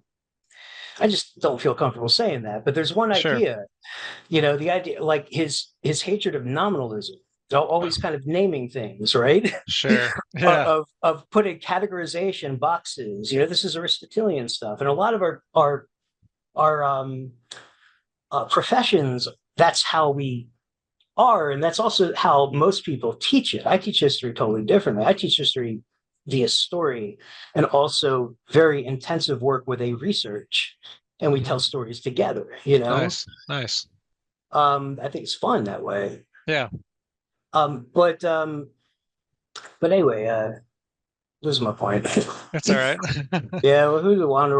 That's okay. Well, the Um, nominalism is relation to how we use the pejorative of boomers and yeah, how we have that separation.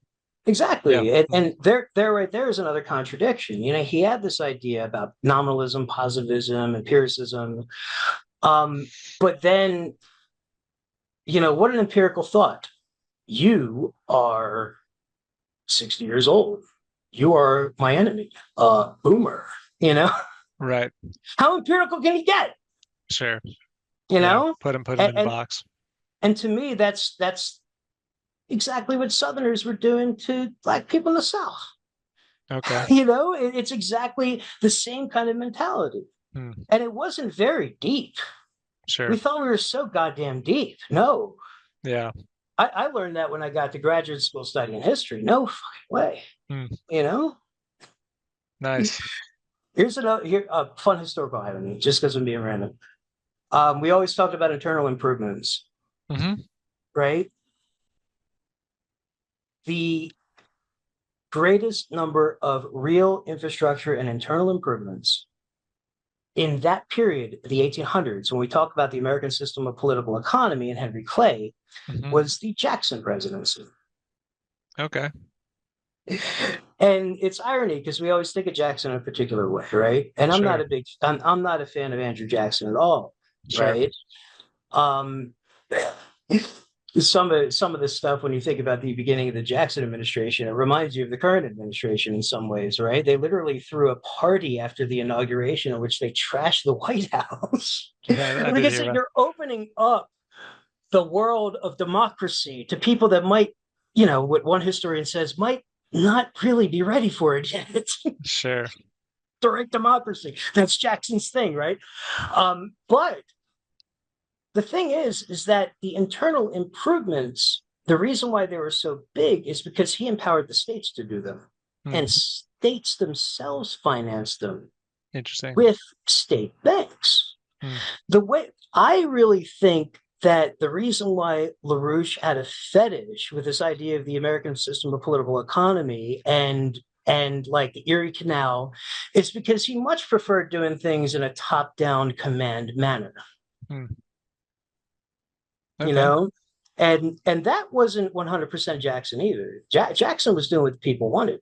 People in Georgia said, "Hey, those brown people that are living there, those savages, they got gold on their land." Yeah, Jackson's like, "Your wish is my command." sure. It was always Jackson was always a reaction of the population. People don't realize that he's reacting to a population that's kind of wild, Hmm. Sure. you know. Yeah. But I think Lynn sympathized um with people like and what I'm about to say. I'm about well, he sympathized with people like Hamilton, who wanted a particular idea of a government, which was very much of like a central control. Hmm. He liked Roosevelt for this idea, although Roosevelt's a little different too. Um, and we also always kind of traced this American system through presidencies like Lincoln's that through necessity became the authoritarian in some ways. Hmm.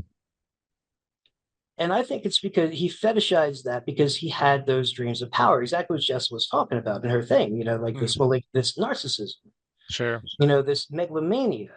Sure. I'm the only one that can do it. I'm the only one that can fix this country. Hmm.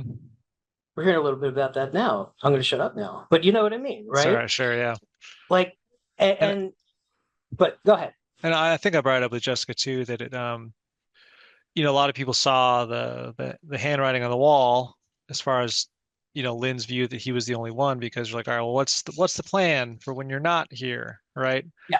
What are we gonna do? And I think for a while it was like the basement, but then um they left. They mostly left, so that wasn't really an option. And then you not to get too much into the split and stuff because I wasn't around for that, so I don't really want to speak on it. And I've invited anyone to come talk on it. Mhm. You know, no judgment, not going to critique you, but I think you see the results of it from where it's at now. Both you have two sides, they split into two. Both of them say the other one are like the opposite, but they both say the other one does not represent Mhm. the true history. So like, okay, if they're both right, then nothing exists. Or if they're both wrong, then they both represent it. Like so it's one of the paradox of the two doors. Like that Oh one's yeah. lying. This I'm telling the truth. So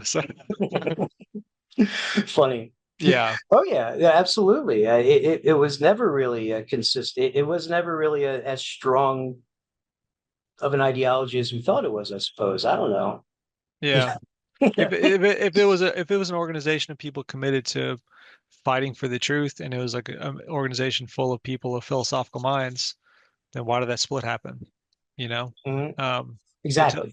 tells you there's a lot more things going on. It's Hmm. denatured, but I think we Oh, have for the sure.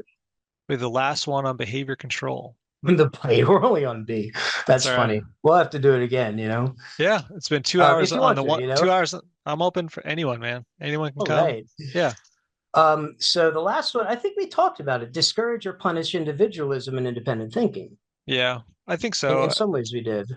Yeah, we talked about a lot of examples of it, I think. But Hmm. yeah, and I you know, since launching this project, getting in touch with a lot of people, um, one thing I want to do for this written project is to invite people to write biographies of others. So, Interesting. if you like just little vignettes, Yeah. if you want to write something about someone you worked with and that inspired you or something like that's, and of course we'd get them to sign off on it, or like we'll anonymize it, to the degree, whatever. I don't want to. I'm thinking of one person right now that our interactions were just so wild and hilarious. I could totally do it. Sure, yeah, and I think most people like, you send it to them and they're like, sure, you can publish that. Um, we get permission, of course, but like just to show an external audience what a just completely wild, diverse group of people were in this group, like if anyone's watched even just a few episodes, you see how different you all are, different in how different takes you have in the same story, right? It's so Same interesting. experience. It's like But that Japanese movie, Rashomon. You ever see that? Rashomon, of Yeah. course. Kurosawa is Hmm. one of my favorites. I was just talking about him today. How about Seven Samurais? Like, is the ideal version of that story, and then all the rest are just Yeah. horror derivations. Um, yeah, but thinking about these biographies of people and talking with friends about other biographies of people, it's like you do have those people in the organization you can think back to, and I won't name them, but like they just were independent thinkers. They didn't care what everyone else said. And usually those are people that were crushed, or they had to be like exceedingly strong, or they had to like, well, one person described it as like wrapping yourself with armor every day, like protecting yourself just to go to do the job because there's those two conflicting forces. That's what I did. Sure, I did exactly that sure, yeah, every single day because shit's gonna come up, you know? sure, and you're drinking the armor on the inside, right? Which is totally, I get it. I've been there too, Hmm. very, very, there's a reason it's so popular, right? There's a reason it's such a popular way to go. Hmm. Yeah, so but independent thinking, it was, more often than not crushed Hmm. And in these kinds of circumstances. Yeah. yeah, for sure. And I can't think of an example off the top of my head right now, but I know this had happened to me, just kind Hmm. of bringing up sideways points of view, this and that, thinking about stuff, you know what I mean? And then people just start going after you. It's like we're reading Plato and we still don't know how to talk to each other. Yeah. you know. By the way, one of those things in terms of being good, like I mean, in other words, like stuff that you keep and that's just useful and awesome, Sure. is the dialectical method, I think, Hmm. and it has made my teaching pretty damn effective. Just because I can ask, I'm just very quick with questions, Hmm. and even talking politics now, it's very easy to undermine a particular point of view in politics today by just asking simple questions about what they don't understand. Sure. For example, right? It's too easy, actually. But even within teaching, as you're constantly guiding a kid through it, it's not telling them something and hoping they absorb it, but rather it's got to be more like exactly it's more like the process of the amino doubling of the square than I thought, because Hmm. it wasn't the doubling of the square wasn't ever the slave boy getting it off the top of his head. He never solved it if you read it. Hmm.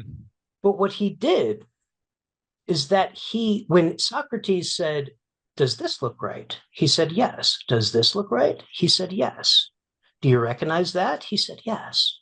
It's a Hmm. question of form. He recognized geometrically that the construction worked. Hmm. And the lightning bolt came up. And Socrates' point is that that's innate. Hmm. And the lightning bolt happens because, and the light bulb happens because it's innate. You know what I'm Sure. saying, Yeah. Yeah. right? And with a kid, it's exactly what you're doing. Take a look at this political cartoon. What do you think that is? Oh yeah, that's an old image. Let me tell you about that. But why would this cartoonist also put this in it? How do they relate? What is this Sure. saying? Hmm. Oh yeah, you're right. For example, oh yeah, you're right. Uh, Progressive era cartoonist Thomas Nast's cartoons absolutely did bring down the boss tweed empire of New York in the late 1800s or something. They Sure. come to this conclusion based on what they're looking at Right. and based on what they're reading, primary sources. You're engaging the mind, Hmm. asking them questions about what they're looking at. Kids are not taught this way.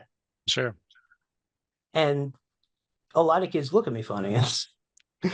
but they're so used to regurgitation and looking shit up on Google and putting it on the page and moving on, Sure. you know? But I'm responsible for a standardized test and I'm getting them to pass without even mentioning the test. So whatever. Like Nice. like the thing is that some of this stuff became incredibly useful. I'll tell you another one.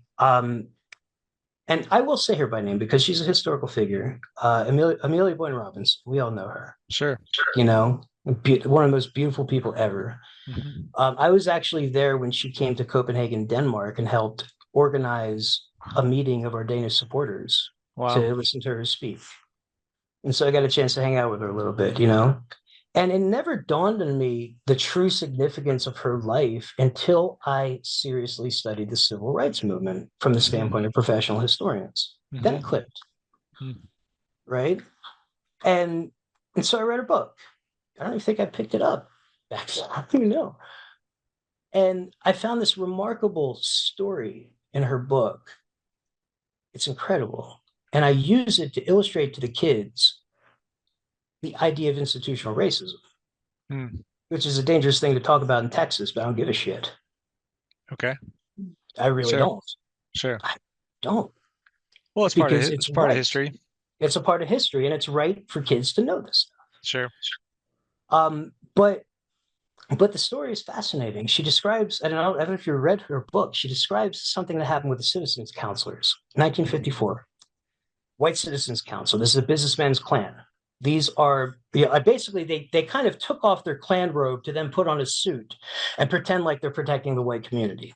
Hmm. Every single politician and businessman and anything that was anything in a town like Selma, Alabama, Sure. was a White Citizens Council member, Hmm. right? And Amelia tells this amazing story about a black grocer in Selma and a White Citizens Council member. I'm probably embellishing the story a little bit, but why not?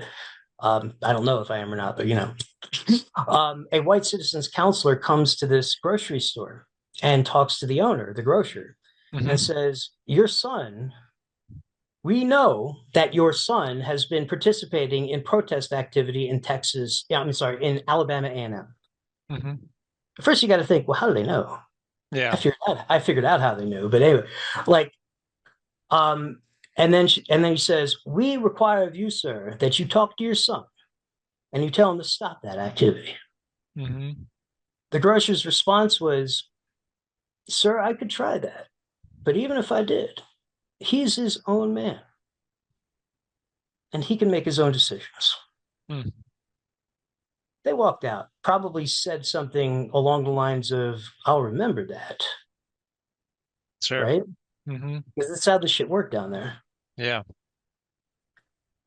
I think it was either that night or the next night. I think three truckloads of white men with baseball bats pulled up to his house. And once they started getting out of the car, this grocer said to his other sons, "Grab your rifles." Hmm. It's 1954 again. And they pointed outside at these white men and said, "You better get out of here now before we start shooting. Hmm. Guns are a little better than bats." Sure. So they left. Next time he got a delivery, well, he was supposed to get a delivery of his inventory in his grocery store. It didn't come. Mm. His shelves kept dwindling. Next delivery didn't come. Yep. And finally, like he was friends with the truck driver that delivered. He saw him one day. He said, "Why aren't you coming to my store?" And the guy said, "I want to. I would. But I was told that if I deliver to you, I'm going to lose my job." Yeah. And so these white people, these counselors, these powerful establishment had this power to economically destroy people, and they used it. And what ended up happening to this man, he had to fold up, went out of business, took his family, moved to Minneapolis, Minnesota. Wow. He was literally run out of Selma for a simple act of defiance, which isn't even defiance. It's saying to these people, "My son is his own man. Why don't you talk to him?" Yeah. You know? Hmm. And so I've used that story since to really kind of bring home to the kids what it was like to live in the South. Sure. And I tell it exactly in the way that I told everybody listening and you. Hmm. Just kind of really draw them in. Nice. And I feel like That's much better than being like institutional racism is da da da da da da. Yeah, You know, and it's also the idea of bringing it's I hate to use one of our cliches, but bringing them through an act of discovery. sure. Now they understand what institutional racism is. Yeah. I didn't have to define it Hmm. before I talked about it. Yeah. You know, Yep. but yeah, Nice. so that's I think certain philosophical and there's things that I learned I'm able to bring into the classroom. These are just examples of it. You know. Sure. And I Hmm. mean, yeah, I think it seems like those are examples, you learned in the organization. Yeah. And that's just highly, we spent the whole really 2 hours plus here talking about like all the cultish aspects of it. And Uh, then, sort of contrast it to like at the same time, we still learn these things that unfortunately don't really exist as well as maybe they should in society, mhm. like the classical education, like that's still that's still a great thing. It's still a great thing as you're I would love to have that. You know. yeah, as you're demonstrating. Yeah. So it's a interesting paradox almost. I don't know if Hmm. it's a paradox, but it's a interesting contrast at least. Oh, for sure. And I think everybody that you interview is going to say something similar. At least I hope. I mean, even if you get a firebrand, and there's a few of them that are going to come on here and say, "Lance, a piece of shit," and blah, blah, like even they have benefited in one way or another. Yeah. Positive, you know. It's hard to reconcile such a complex thing. It really It just is. keeps coming up every single time. And that's why I really love, and thank you again for coming on, but like I love showing just different people their different experiences. I've just, I more and more it's becoming more open. More and more people are becoming more open to sharing and to coming on and such. But at the same time, I'm still getting a lot of just direct private messages saying like, thank you so much. I was so appreciative of that, and Awesome. I didn't realize how that person shared my experience and the way they described it helped me frame it better. And Hmm. like that. Oh, So that's that's cool. yeah, that's I that's I really had a great. bit of that. I had a bit of that listening to Jessica actually. That's great. Take care. Yeah, Hmm. no, I was so glad she came down. Yeah, yeah. Just because I think, and I brought this up to her, but like I think a lot of youth really looked up to her, because she was not because she's older, but she was an independent thinker, and she has like, no, we're not doing that. That's a stupid Hmm. thing. Why are you thinking that? Like she's always had that like, no, I wish I what are you stupid? I really, really wish I was in the frame of mind to get to know her better because we were more at odds because of the music stuff, Okay, sure. I think. Well, But and opportunity now, yeah, hell yeah. yeah. Hi, Jessica. There you go. Yeah, yeah. But I do maybe we can end on this. We're gonna do the fight model and Amanda Montreal, right? Yeah, right. I'm always ambitious. We got the one Uh, fourth of half. but we got through B, We got through behavior B. control. We still got information control, thought control, emotional control, and each one of them have like five, 6 bullet points. Yeah, But we could end now, and I could come back whenever you want me to. sure. But I will say this: I just want to tell everybody who's listening what I'm doing now. I was kind of again, like I said, functional alcoholic and dysfunctional in a lot of ways. At the same time, there's a whole bunch of you where we had a friggin' blast. Yeah, We had a lot of fun yeah. doing what we do. Seattle was a great city to get to know when I It was up was. there. Any one of them, and I enjoyed the trip we did to Portland. It was cool. Yeah. I also did Eastern Washington. I got to see Spokane. I remember a We little went to town. we went to It was, Spokane together. we did. Yep. That's right. Hmm. And We got to meet the chocolate box. Remember him? mhm. The and we boxer? yes, I do now. And we stayed with a woman who had 2 dogs. Yep. Rose I remember. Rose. Rose, that's her name. Yep. She's a That's right. hardcore Catholic and a wonderful person. Hmm. Oh, for sure. And yeah, like I remember there was one town right between Spokane and Seattle. We raised like $500 just putting up Impeach Obama on the side of the road. Yeah, it might have been Ellensburg or it might It have been started with Ellensburg. it was really small. It started with an S. Sela or something.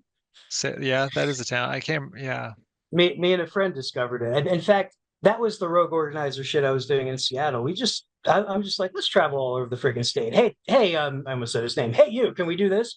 yeah, And oftentimes you're like, sure. Sure. and we end up in some crazy podunk southern Washington. Sure. We took a trip out to the Tri-Cities. Yep. The one place we did Yakima. The one place I never saw was Walla Walla. Oh, yeah. Famous onions. Beautiful Mm-hmm. little town. Leiden, that Dutch town on the border of Canada. Linden, Uh, Leiden? Linden. Yes. Yeah. That was a cool little place. Yeah. Leavenworth, too. I want to go back to Leavenworth. In fact, I have a cousin that does whitewater rafting tours in Leavenworth. I've done those tours. Mm-hmm. I mean, maybe not the same ones, but I've rafted up there. Yeah. That's Mm-hmm. awesome. That's awesome. Yeah, we got to go visit him one day. But yeah, here's the final thing I want to say. Like, it just that joy, that kind of positivity, and the people that came to my wedding, just people that I'm going to be associated with the rest of my life. Nice. Like it's weird having an experience like that. And when they came to town, it's like nothing. There is no distance despite the gray hairs, and at the same time, I just felt at home. Yeah. Like here's a person that understands me more than maybe a lot would Sure. in some ways, Sure. right? But one other positive message, I go from being who I was in the movement, and I won't discount the positives, but I was an asshole on occasion, maybe more than an occasion, a lot more than an occasion. Anyway, um, at the same time, like with all the stuff that I went through, the being removed from Seattle towards the end of my tenure was one of the most traumatic things that ever happened to me. Okay. Um, and it triggered all sorts of stuff, but it also set me, as my sister so beautifully, just like get emotional about my sister, I swear, and she's not even the same politics as I am, but she took me in, no questions asked, and I got a chance to help raise her kids. Nice. And so I got it was almost like a test run for being a daddy. I'm ready, Nice. That's great, man. you know? Yeah. And I did some stuff, worked as a theater supervisor at a casino in Atlantic City, and casinos suck. The people there are awesome, the people that you Mm. work with. Yeah. And eventually got my master's degree in history, Rutgers Camden, Hmm. moved down to Alabama in an attempt to get a PhD, got bored, met a girl online, traveled to Texas, failed my comprehensive exam too, because not only was I bored, I was not very fond of the kind of undercutting process within the PhD work. Okay. And at the same time, I could never kind of focus. I was having some of the same issues, but by that time, I was on drugs like Lexapro, and we're trying to figure this shit out. Sure. Um, but and then my current job, I live in one of the most conservative cities in West Texas, which is funny Okay. because I'm left of communist, where but um, at the same time, where I work, and this is what I do now, I'm at a alternative school There we go. in one of the most conservative towns, right? And this is a school where the forgotten kids go, 90% Hispanic. And when I talk about social problems and everything else, I mean, I'm not kidding. I've taught. Maybe the most extreme I could say is that I taught a group of kids because we made a deal with a ministry. These kids were trafficked, and they were living in a village that even we didn't know where it was because of the traffickers, right? Because of how Sure. that stuff works. And it was an intensive religious, but kind of like intensive therapy and living as a community, these young girls and these girls are high school age, right? Hmm. It just brings reality right in your face in some ways. And there's a lot of that kind of crap out here. I can't freaking believe it sometimes. Yeah. Um, but also kids that have been abused, kids that are actively abused, kids that are homeless, kids that come in with ankle bracelets because they got in trouble. Around town, the school has a reputation of being like the pregnant teenager bad kid school, which is a total stereotype. Exactly what we're talking about. I fight it all Sure. the time. Yeah, why are you giving me that look, sir? Call me. Why are you giving me that look, sir? My high school is the best in this town, Yeah. right? But anyway, that's what I do now. and I'm a mental health advocate for them. I do some online teaching, I do some in-person teaching. A lot of these kids are, some of them are even still involved in gang activity. We're actively trying to take them out of that, Hmm. right? Through doing it's funny too because it's such a small campus. We're almost like a family, and I prefer it that way. These are the kids that need the extra love and care. Sure. And I have a master's 30 plus PhD hours in history. I don't want to teach AP. I want to teach them Yeah. because they deserve a level of expertise. Sure. And nobody else in this society tends to think about it. That's the kind of stuff that I love. And I'm going to try to continue to be in this. And I may not be teaching for much longer because I feel like I have a calling to do something about what's happening today, Hmm. Okay. personally, honestly. Sure. But we'll see. But the coolest thing about that is I'm at a frame of mind right now with a particular drug that I'm on, to where I know I can actively get the hell out there, find the apartment I need, get involved, get my nose dirty, talk to people in the way that they need to be talked to, and actually build friendships, which I can do now, Yeah. That's great. right? And it's funny. Just one third thing about you, Spencer. You're one of the many people that I always wanted to just talk to in depth, but always felt a little bit too shy around, believe it or not. Okay. And that's a part of the anxiety. That's a part of the depression, Sure. untreated. Sure.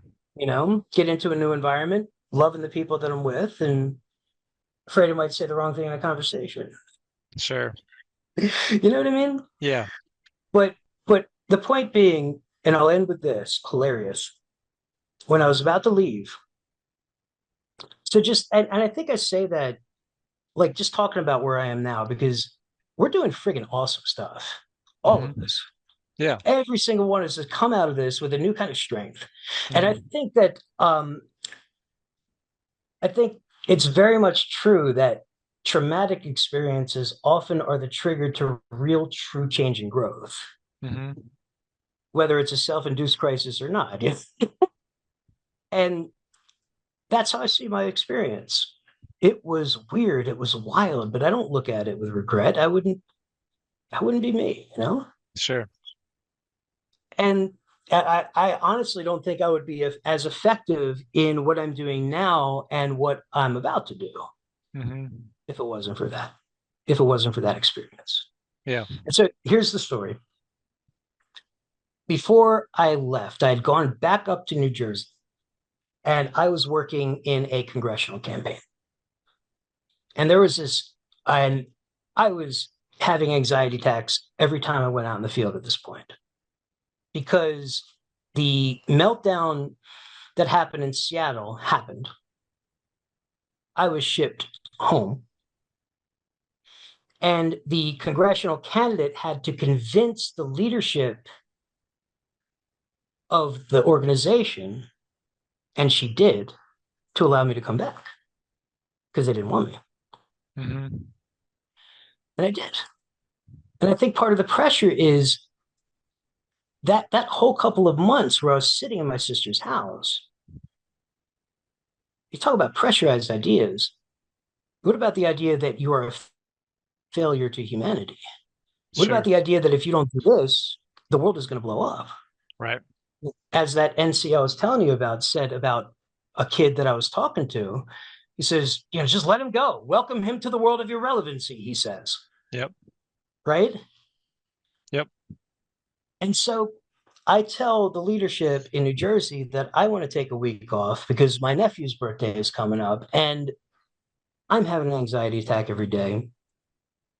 I was seeing a therapist actually, but I only saw her once because they started getting it. Mm.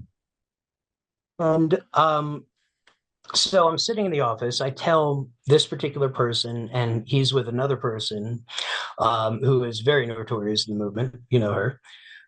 Um, and the person I was talking to was Richard Black.